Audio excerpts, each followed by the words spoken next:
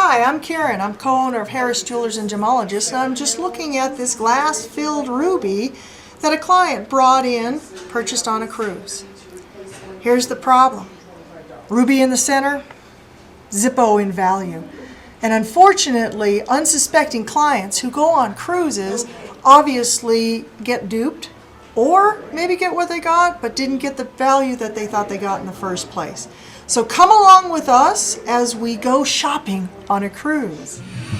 Well, hello again. Here we are in beautiful St. Martin in the Caribbean islands. Last night I attended a gemstone and tanzanite tour guide with a gal named Paige. She used to sell Hugo Boss suits.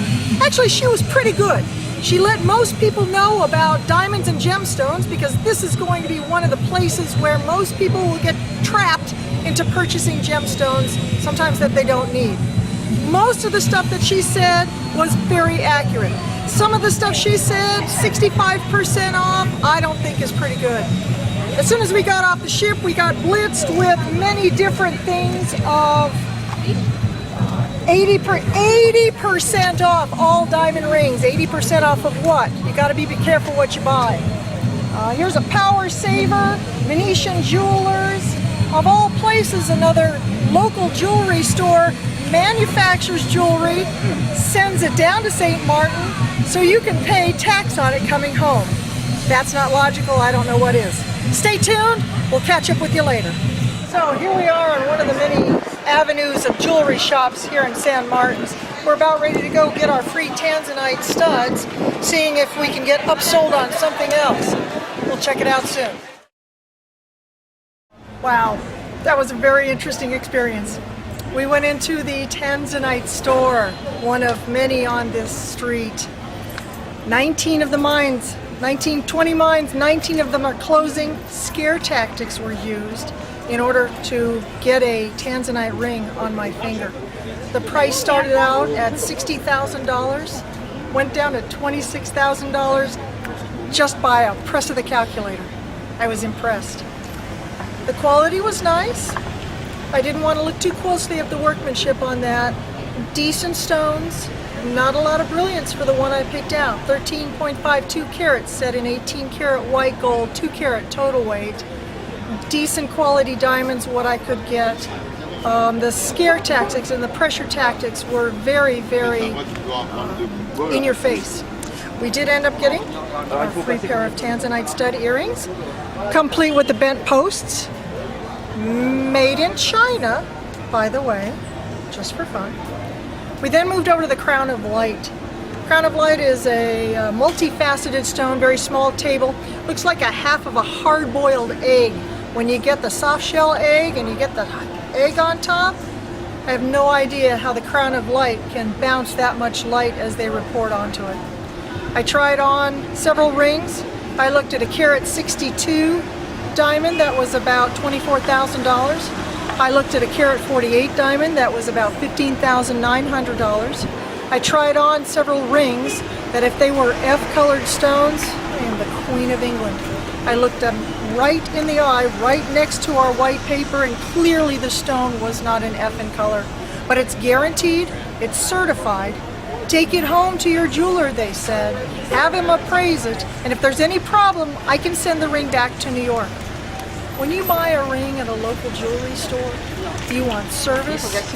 Sometimes stuff happens. A good qualified jeweler will take that ring, reset the stone, check your prongs, and hand it back to you. Jewelers like this, they're looking for a one-time sale. Hey, we made it back to Rio Rancho. Trip was excellent. Taking a quick peek on what we purchased, looking at quality and workmanship underneath the microscope. Did we get good deals? Did we not get good deals? We got handwritten appraisals by Harry. Harry actually appraised the piece at what I bought it for, not what the list price was. The quality on the stones, a little bit off. Workmanship, okay. Cool piece about the earrings, earrings come apart, which is actually why I bought the piece, because it was such interesting look to it. Ring here as well, sterling silver. Quality of workmanship was decent. Also appraised at what I bought it for, not what the list price was. I'll tell you, they are very, very, very pushy, shall I say.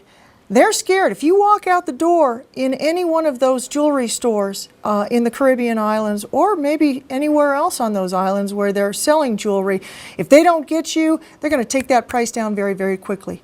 If you hesitate on a purchase, they're going to bring out that rum punch. Watch it.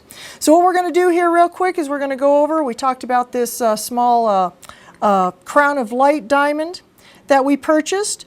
I had mentioned we were going to put it on the Saran machine, so we're going to walk over here in a second, put it on our Saran machine and see just the quality of craftsmanship and how brilliant that stone is.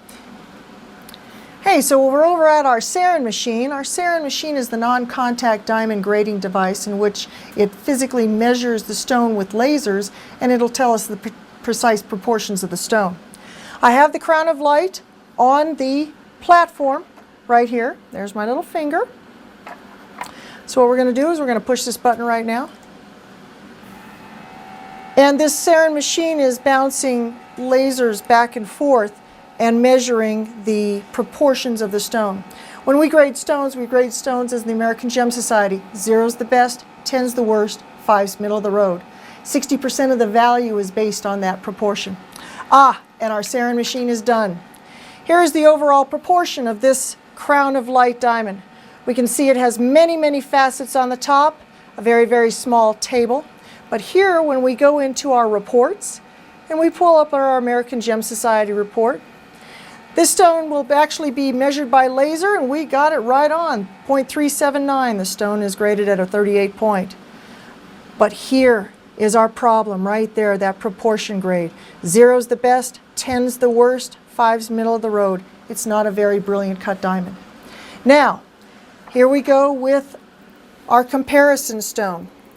When I was looking at the diamond underneath the microscope, it actually tested out to be an H color and an SI1 clarity, so I did buy the color and clarity that I saw. Let's put our other stone on here. This is also the same size stone. It also has the same color and the same clarity as well. And so we're going to measure its proportions. Hit our little button. Here goes the Saran machine measuring all of the proportions on the stone. And in just a second, we'll have our results. And here we go again. That's a beautiful profile of a diamond. Very, very well proportioned stone, very even in its polish and symmetry, beautiful table, beautiful crown angles. Now, here is the test on how well the stone is proportioned. That stone is almost exactly the same size in weight. Here is the kicker. 0 is the best, 10 is the worst, 5 is middle of the road. This stone is an ideal cut diamond. As we look at these stones side by side, you're going to see a huge difference in the size. This stone weighs 0.39 carat. This stone weighs, our Crown of Light, 0.38 carat. Very, very big difference. For my money and the best brilliance, I would always purchase a modern round brilliant over a Crown of Light. That's my opinion. Our Crown of Light diamond is a 38-point stone. Its list price was $2,250. I actually got them down to an appraised price, and my actual purchase price was $1,775. I calculated that's a 50% higher value than a comparable modern round brilliant diamond. Our appraised price on a comparable Crown of Light diamond with a very, very poor proportion is about $1,295. I did not get a good deal on this stone. So again, in ending, please, please, if you're going to buy a piece of cruise ship jewelry just to commemorate an occasion, an anniversary, a birthday, do your homework, bring it to a reputable jeweler, and make sure it looks good.